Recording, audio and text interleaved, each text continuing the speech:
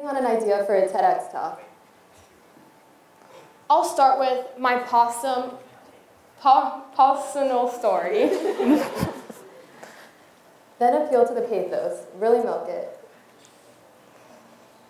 Search for some meaning in something small. Dress the part and act like an expert.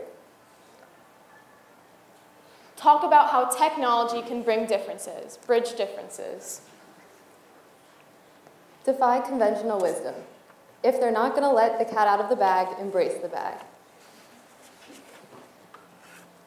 So that was a TEDx talk in cat memes. And if you remember, just a few years ago, tartar sauce, the grumpy cat, became one of the most popular memes. That's a screenshot from her Wikipedia page. She's a star. She became a star from memes. I don't know about you, but I want to be her. We as teens interact with memes almost every day. We are the meme generation. But how many of us actually generate our own memes? How can you create a viral meme? And how can you use this form of communication in a way that is not just mindless, but actually thoughtful? So let's break it down to the basics. What's a meme? According to Professor Lee Morris Schiffman, a leading scholar on memetics, the meme, simply put, is a form of digital participation. This means that if you're digitally connected with your phone, your tablet, or your computer, you can meme. The term meme was coined by Richard Dawkins, and it's a term that has memed itself ever since. In other words, it has spread and become popularized. It has become a part of culture itself. Memes don't necessarily just have to be image macros, which is the most common type of memes, like the cat memes earlier. Memes can also be viral videos that are parodied, like the Harlem Shake or internet challenges like the Ice Bucket Challenge. Whether viral video or image macro, what makes a meme is its behavior in culture, how it spreads like a virus. And like a virus, it mutates, it spreads, it latches onto different hosts to thrive. And it will survive if it has desirable traits, like a Darwinian function. May the best meme win. So what are these desirable traits? We looked into an array of memes and concluded that memes succeed because of 3 things. 1. Relatability.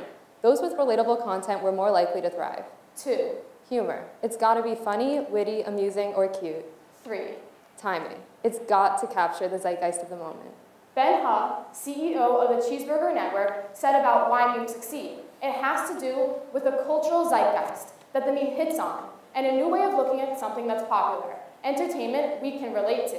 You may know Ben Ha from his meme-famous I Can Hash Cheeseburger website, which features cat memes. Ironically, Ben Ha is allergic to cats. Think back to the election and how many memes you saw about the candidates. Obviously, there is a strong correlation between current culture and meme popularity. Memes feed off the zeitgeist or current political climate. Of course, expect memes during and after the Grammys, Oscars, and other award shows. We all know Steve Harvey's Miss Universe that evolved into an infamous meme. Building upon what Dani just said, according to the co-founder of Know Your Meme, there are 3 key rules that make memes successful. First, they are easy to copy. Almost immediately after a meme is created and posted on a social media website or the internet, if it is relatable or funny or intriguing, it is instantly shared by hundreds or thousands of internet users. Take, for example, these memes. This rendition of the Kermit versus Evil Kermit meme is perhaps one of the most popular memes we've ever come across. We are able to relate to it in almost every direction, manipulate the content slightly to fit our own lives. Because of this factor, the Kermit meme fits the second criteria for a successful meme. It's possible to appreciate the meme on multiple levels.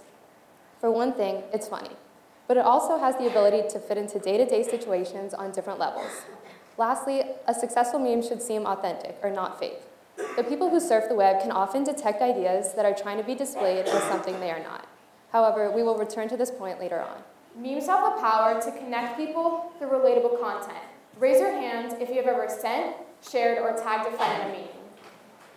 All right, so a lot of people. Now raise your hand if you've ever created your own meme.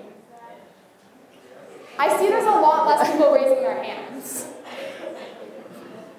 I mean, no one really makes their own memes, but that's none of my business. But it is your business. A meme is like a piece of art. Yes, imitation is a form of flattery, but why not express yourself through original memes? We at this day and age have the world at our fingertips, so we need to quit being lazy and start being original. Make your own meme. Be your own meme. Before we end our talk, we do want to raise awareness about one issue that memes are unfortunately also contributing to in terms of the times in which we live today. Memes tend to be anonymous. Thus, more often than not, no one is liable for a meme since it's hard to trace back to its original creator, making it easier to create fake memes with false information, or even malicious memes that target another person or idea. Now, we've all heard plenty of banter about the prevalence of fake news, but have you ever thought about fake memes? I recently got into a political argument with someone, and rather than trying to convince me with reliable news sources, this opposing party sent me a chain of memes that were not only false, but were meant to trash my beliefs. We can't ignore the fact that the emergence of memes has changed our language. There's no way to really change that. But we as teens need to make it our responsibility to put memes into their proper place. Memes are for a quick amusement, not profound insight. Memes have become tremendously popular over the past few years. In fact, according to Google, they are now statistically more popular than Jesus. So why are we telling you all of this? Sometimes people mean well, but now let's help them meme well. We don't want memes to become notorious for tearing people apart. We can all continue the spread of memes just without feeding into the misinformation that is like the bad apple in our society. I'm not gonna lie, memes are great. Sometimes I'll just scroll through Facebook and tag my friends in memes that we relate to. We can all do this. And this approach to meming brings us closer to people that aren't always proximate to us. So next time you see a meme, think about it. Is it false? Is it demeaning? Is it purpose to tear down another group or person? Or is it relatable, fun, and enriching? Thank you for listening. A meme is really worth 1,000 words.